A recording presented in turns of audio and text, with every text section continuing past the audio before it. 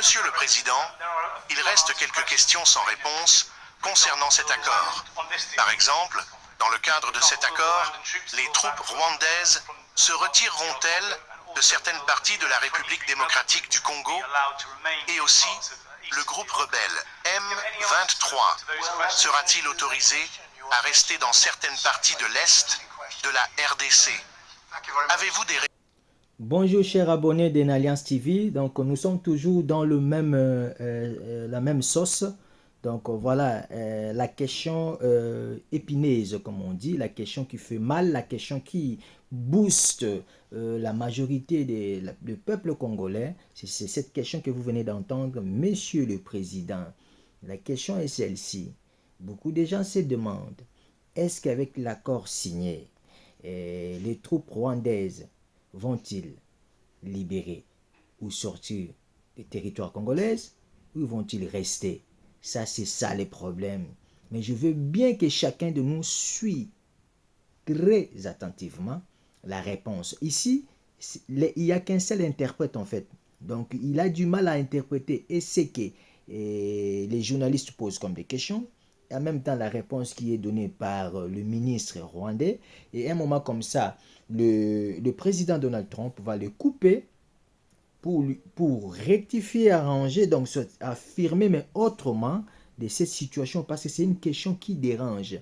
Ils suivent aussi les médias, hein, ils suivent aussi les médias de partout, donc le gouvernement américain, ils ne sont pas dupes. Ils voient déjà les inquiétudes et tout, parce qu'il y a des interprètes erronés, comme au Rwanda, comme au Congo, bien sûr, donc qui interprètent mal. Non, dans le deal, on n'a pas parlé que les Rwandais doivent quitter les territoires. Mais non, quand on parle de respect, les respects territoriaux, les respects de la souveraineté des nations, de chaque nation, de chaque pays, ceci veut dire, le Rwanda n'est pas policier en Afrique, ou parce que, soi-disant, il y a un groupuscule de gens, FDLR, qui les dérange, ou soit qui sont casés au Congo et qui menacent leur, comment dirais-je, je sais pas moi, comme ils disent, hein, leur souveraineté, chose qui est déjà fausse, en tout cas, en réalité, parce que quand on regarde bien les années de cette situation, aujourd'hui, ces gens-là ont déjà des septantaines, des 80 ans, donc je ne vois pas pourquoi on va encore parler de cette situation qui date. Donc c'était juste une, je vais dire, moyens par lesquels d'entrer et de continuer à voler le minerai. Bref, ce que je voulais vous dire, c'est quoi? C'est que cette question, elle est très, très pertinente et surtout pour que chacun puisse comprendre la sagesse et la diplomatie par lesquelles Trump a réagi. C'est d'abord le ministre rwandais qui va répondre, ensuite il va les couper pour dire ce qu'il faut. Voilà, je vous laisse suivre, c'est parti. Abonnez-vous massivement sur notre chaîne Enalliance TV et partagez, likez et commentez, s'il vous plaît. Quelques questions sans réponse concernant cet accord. Par exemple, dans le cadre de cet accord, les troupes rwandaises se retireront-elles de certaines parties de la République démocratique du Congo? Et aussi, le groupe rebelle M23 sera-t-il autorisé à rester dans certaines parties de l'Est de la RDC? Avez-vous des réponses à ces questions? Permettez-moi de vous poser cette. Vous voulez répondre à cette question? Cela semble être une question intéressante pour vous. Allez-y. Merci beaucoup. Dans l'accord que nous avons signé, nous avons adopté le concept d'opération pour la neutralisation des FDLR, qui est un mouvement génocidaire vicieux, et la levée des mesures défensives. Cela a été signé l'année dernière en novembre. Donc, nous mettrons en œuvre ce concept d'opération pour neutraliser ce mouvement qui déstabilise le Rwanda depuis de nombreuses années et pour lever nos mesures défensives.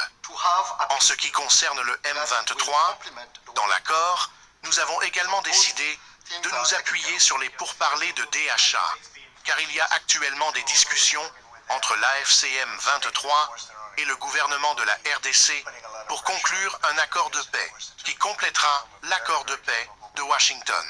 Donc, deux aspects sont pris en charge. Merci, Monsieur le Président. Les États-Unis vont-ils faire respecter cet accord ou jouer un rôle? Nous travaillerons avec eux pour qu'il soit appliqué. Ils peuvent faire respecter leur propre accord, mais nous exercerons une forte pression pour nous assurer qu'il soit respecté. Les deux personnes dans cette salle sont très compétentes et elles y arriveront. Je pense qu'elles y arriveront. Elles aiment leur pays. C'est une chose que j'ai apprise très vite et elles veulent que cela se fasse. Elles savent que cela doit se faire, sinon de mauvaises choses arriveront. Mais je pense que nous sommes bien au-delà de cela. D'autres présidents auraient dû faire ce que je fais maintenant. Ils ne l'ont jamais fait. Je ne pense pas qu'ils aient jamais essayé. Je ne pense pas qu'ils n'auraient pas pu le faire. Je ne pense pas qu'ils aient essayé. Et s'ils l'avaient fait, ils n'auraient pas réussi. Monsieur le Président, pouvez-vous nous dire ce qui pourrait se passer si l'une des parties viole cet accord de paix, car nous ne voulons pas que la guerre revienne en RDC? Je préférerais ne pas le dire. Je dirais simplement qu'il y a de lourdes sanctions en cas de violation, et je ne pense pas qu'ils le feront. Je pense qu'ils sont sincères, mais nous avons des sanctions très sévères, financières et autres. Merci beaucoup. J'aimerais demander à Caroline, qui est devenue très célèbre, une grande star, et qui a une collègue, une amie qu'elle respecte beaucoup, originaire de la région, et qui sait exactement ce qui s'y passe. Caroline, pourrais-je vous demander de dire quelques mots? Oui, monsieur. Pourrais-je vous demander de dire quelques mots? Oui, monsieur. Nous avons ici Ariana, qui vient du continent africain. Elle est journaliste ici, aux États-Unis depuis de nombreuses années, et elle a une histoire à partager avec la presse, les médias et ces deux fantastiques leaders qui vous ont rejoints aujourd'hui. Ariana, s'il vous plaît, pourquoi ne venez-vous pas ici pour parler afin qu'ils puissent vous voir? Bien sûr, ce serait formidable. Merci beaucoup. C'est un grand honneur. Merci, Monsieur le Président. Comme Caroline l'a mentionné, Monsieur le Président, je tiens d'abord à vous dire que je suis la seule journaliste africaine accréditée ici, à la Maison-Blanche, pour couvrir tout le continent. Je suis arrivé hier de la République démocratique du Congo. Je suis allé voir, de mes propres yeux, ce que ressentent les gens et le message du président Félix Tshisekedi concernant cet accord de paix à venir. Laissez-moi vous dire de première main ce que j'ai vu. J'ai parlé avec les gens dans la rue, avec les jeunes, ils connaissent votre nom. Ils savent qu'un président nommé Trump travaille dur pour enfin apporter la paix au pays. J'ai vu de l'espoir. Ils ont maintenant de l'espoir pour un avenir meilleur au Congo. Ils voient ce que vous faites comme un avenir meilleur pour le Congo. J'ai eu l'occasion de m'asseoir avec le président Félix pour une interview, car je voulais comprendre son esprit, ses pensées, ses sentiments sur tout ce que votre administration fait. Il m'a dit de première main que pendant de nombreuses années, de nombreux présidents américains ont ignoré ce conflit. Ils n'ont rien fait. Moi-même, j'ai couvert l'administration du président Biden. J'ai insisté à plusieurs reprises sur ce conflit. Des gens meurent au Congo. Ce pays a un énorme potentiel, mais il a besoin d'aide, car cette guerre détruit le pays. Ils ne m'ont jamais donné de réponse. Il m'a dit, le président Tshisekedi, qu'il est très reconnaissant pour ce que vous faites, pour ce que votre administration fait. Pas seulement lui. Tout le peuple congolais voit qu'enfin, ils auront de l'espoir. Et le président Tshisekedi a également mentionné, à la fin de mon interview, que lorsque la paix arrivera enfin en République démocratique du Congo, il envisage de vous nommer pour le prix Nobel de la paix, car il a dit que vous le méritez. Vous avez travaillé pour apporter la paix dans le monde, pas seulement au Congo, et il est très optimiste à l'idée de vous rencontrer à l'avenir. C'est très gentil et très bien dit. Caroline a dit, et je ne devrais pas le dire parce que c'est politiquement incorrect, elle a dit que vous êtes belle, et vous l'êtes. Je ne suis pas censé dire cela. Vous savez, cela pourrait mettre fin à ma carrière politique, mais je le dis quand même. Mais vous êtes belle, et vous l'êtes à l'intérieur. J'aimerais avoir plus de journalistes comme vous. Vous couvrez l'Afrique depuis longtemps. Oui, depuis plus de 10 ans. J'ai couvert même votre première administration. Oui, je sais, c'est formidable. Eh bien, merci. C'est très gentil de votre part. J'ai une autre question, Monsieur le Président. Puisque nous savons qu'en juillet ou à l'avenir, les présidents du Rwanda et du Congo viendront aux États-Unis. En Afrique, le président João Lourenço, le président de l'Angola, est également le leader de l'Union africaine. Il a travaillé très dur pour apporter la paix. Mais malheureusement, faisons-le venir ici. Oui, c'est... D'accord. Voulez-vous l'inviter pour moi? Bien sûr. D'accord. Nous l'inviterons.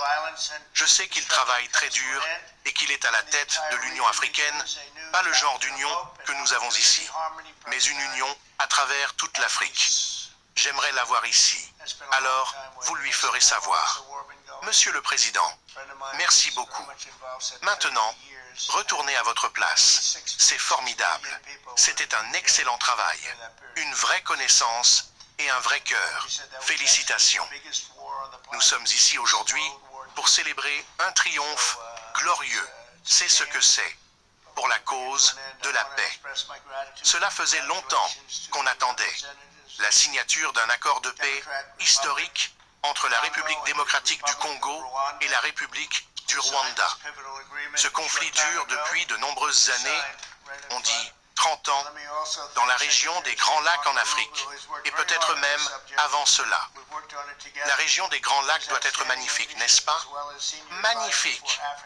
Une belle région, mais ils ont eu beaucoup de guerres, beaucoup de combats, beaucoup de morts. Cela a déplacé d'innombrables personnes et coûté la vie à des milliers et des milliers de personnes. Mais aujourd'hui, la violence et la destruction prennent fin et toute la région entame un nouveau chapitre d'espoir, d'opportunité, d'harmonie, de prospérité et de paix. Cela faisait longtemps qu'on attendait. J'ai dit, depuis combien de temps dure la guerre? Un ami très impliqué a dit 30 ans. Et au moins 6 millions de personnes ont été tuées pendant cette période. C'est incroyable. Quelqu'un a dit que c'était la plus grande guerre sur la planète depuis la Seconde Guerre mondiale. C'est une honte, mais nous allons y mettre fin. Je veux exprimer ma gratitude et mes félicitations aux représentants de la République démocratique du Congo et de la République du Rwanda qui ont signé cet accord crucial il y a peu de temps. Ils viennent de signer devant nous.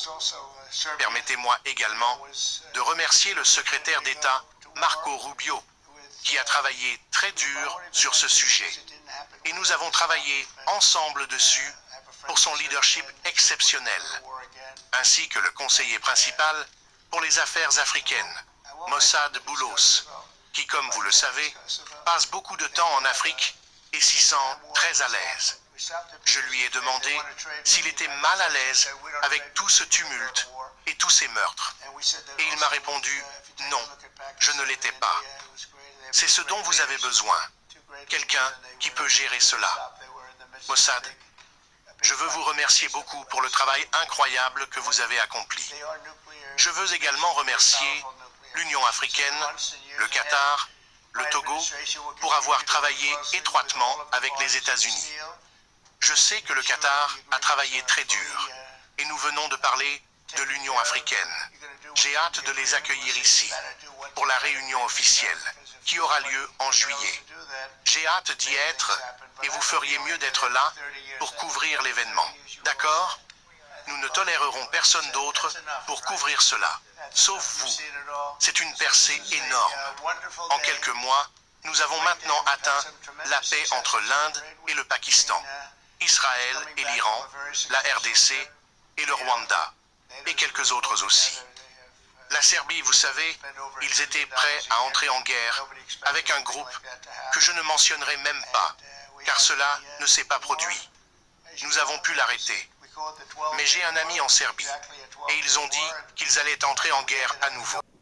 Voilà, donc là, il commence à entrer pour donner aussi sa palmarès. Hein. Son palmarès, c'est vraiment, franchement, Trump pour ses deuxièmes mandats. Dieu fait des choses tellement merveilleuses, mais gloire au Seigneur.